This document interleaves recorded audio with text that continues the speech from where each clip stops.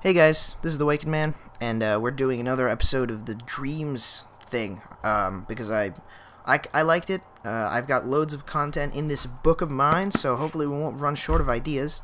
And yeah, I think it's a good idea. So before we start, I'll just say a word about the gameplay. We're playing Domination on WMD Black Ops. I whipped out the sniper because previously I watched a montage. I think it was Ladtage, so I was like, yeah, I'm gonna go be Grizz, and obviously I'm not Grizz or anyone who's moderately good with the sniper rifle, so I think I do okay, but you know, whatever.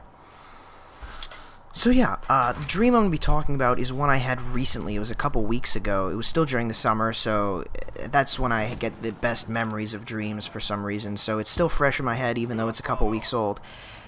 And it was a good dream. It was pretty weird. Not the weirdest I've had. Well, it's weird.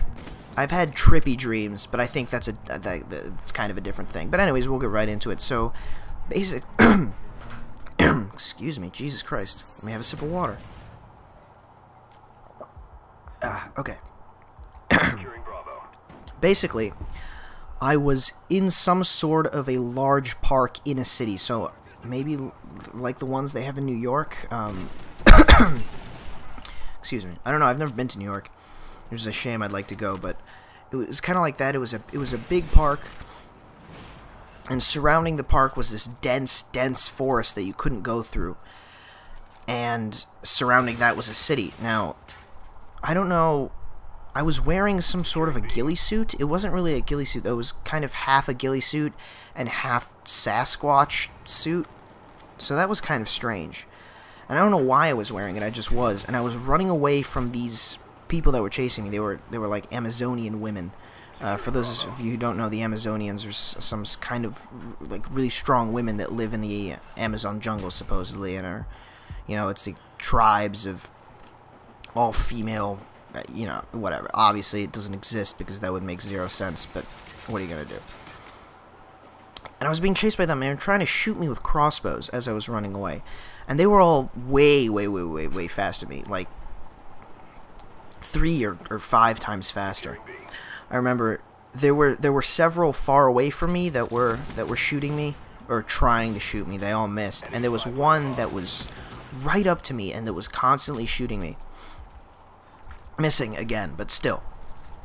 And what she would do is she'd run in front of me because she was so much faster, and she'd lie on the ground and try and shoot me with the crossbow, and she'd miss. And then she'd get up again and run and try and go get the crossbow bolt, and then she'd repeat. And because she was so much faster, after she picked up the bolt, she could just run back in front of me and repeat the process.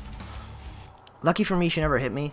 I don't know why, but what are you gonna do? Thankfully, dying in dreams is not fun because you wake up with a start like, and it's not a pleasurable experience.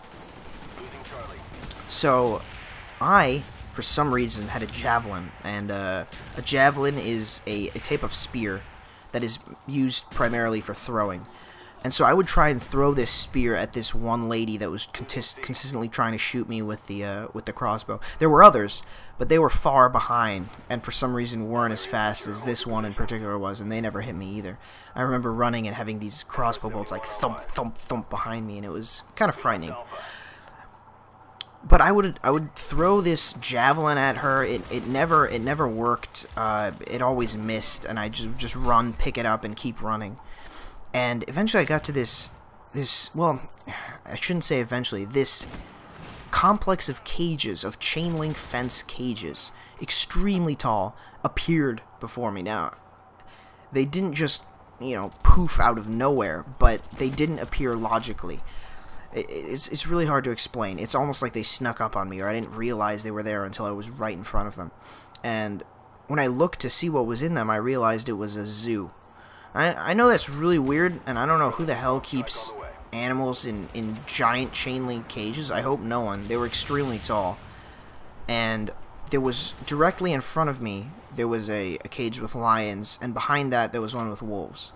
Now, this zoo of sorts spanned the entire width of the park, so I couldn't just go around it. To the right, there was just, you know, massive amounts of cage, of fence.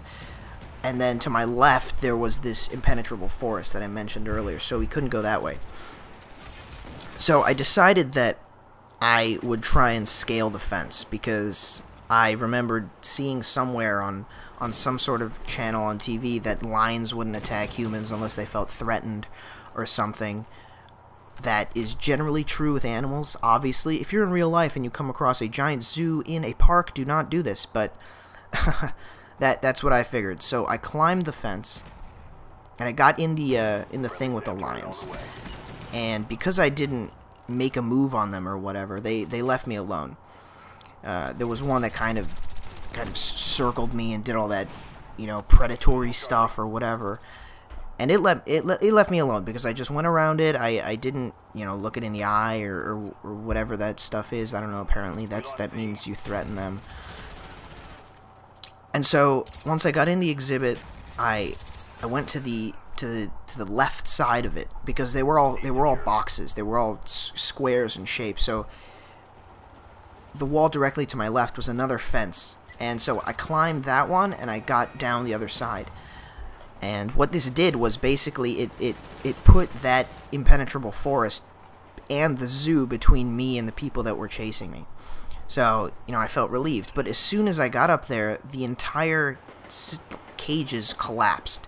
You know when you have a box and all four sides just fall down into this weird shape thing? It's like a plus. Well, that's essentially what happened with the cages. I don't know how it didn't hit me. I seemed unaffected. It went under my feet somehow. But that happened. I remember, being confused and then frightened, obviously, because now all these animals are let loose. All the lions went somewhere, and all the wolves ran off except one, which started growling at me and kind of circling me. And me, obviously, I was really cautious and kind of had my knees bent and my hands out to make myself look big or whatever. And I mean, it was a big wolf, guys. It was a black wolf. It was snarling at me. It was it's funny how vivid dreams can be. And I basically, because while this entire zoo had busted open, all these animals got everywhere, I only remember the lions and the wolves, but there were definitely more animals there. And so I remember hearing screams and people from the city and other bits of the park being like, "Oh my God, there's animals everywhere." So I said to the wolf, I pointed, I said, "Look, wolf, people." And it kind of turned its head and was like, "Rrr," and then started barking and chasing after all these people who were actually running away. So lucky for me, he left me alone. And so then what happened was, through all this chaos, my Amazonian pursuers managed to leave me alone, and and it was getting dark, so I needed to find somewhere to stay for the night. So I remember finding a note on the ground that said, "Go to Wells Tower," or something like that. Wells Tower or Abbey Tower, I don't know. Some sort of tower. So I went in search of it. I found a tower, and I went in it. I remember, strangest thing, all that was in it was multicolored turtles. And the turtles had what seemed like a fin on the back. Instead of their little tail, they had a fin, like a whale does. And that would retract into their shell whenever you got close to them. And they were all sorts of colors. I mean, it was like Fruit Loop colors, You know the colors of Fruit Loops? That's the colors that the turtles were. I don't know. It's very strange. And I remember there were flies everywhere. Not everywhere, but kind of in clusters. I remember it being like, well, this isn't very clean. So I left. And then I found this Abbey Tower. And I remember it just being super tall. And a fire escape going all the way up. And I remember, okay, this must be it. So I started to climb the fire escape, and I remember a woman who was sitting on the hood of her car. And she looked up at me, and I looked at her and I said, "Are you coming up?" Which, stupid question, right? And she said, "No." She said, "Make sure you hide from the bats." And I was like, "Oh, okay. Yeah, I need to do that." It seemed perfectly logical at the time, because, that's how dreams are. And so I got to the top of the tower, and I found this little... It's really hard to explain. It's almost like an alcove in the tower, in which you could curl up in. And so I went in there, and my parents appeared, and they came up and chatted with me for a while. And they were like, "Are you sure you're okay?" I'm like, "Yeah, it's fine. You guys can go." And I said, "If you guys don't leave, the bats are going to come, and you're going to get cold, and bad things are going to happen." So they stayed for a while more, and then they started complaining about how cold it was, and I said, "I told you." And then they left. You know, finally. And then it became nighttime, and the bats came out, but fortunately this alcove thing I was in had a nice zip to close it. So, and so did my suit, which apparently turned inside out or something. I don't know. It was very strange. So I zipped that up, and then I zipped closed the shelter, and I remember it being really warm even though the city was really cold, and then I slept. And that was the end of the dream. Weird as hell, I know, but what do you expect from a dream, right? Anyways, I hope you guys like it. I hope you guys... Jesus, I'm gonna just... I hope you guys... Oh my god. I hope you guys liked it. And I will stop attempting to speak English. Bye.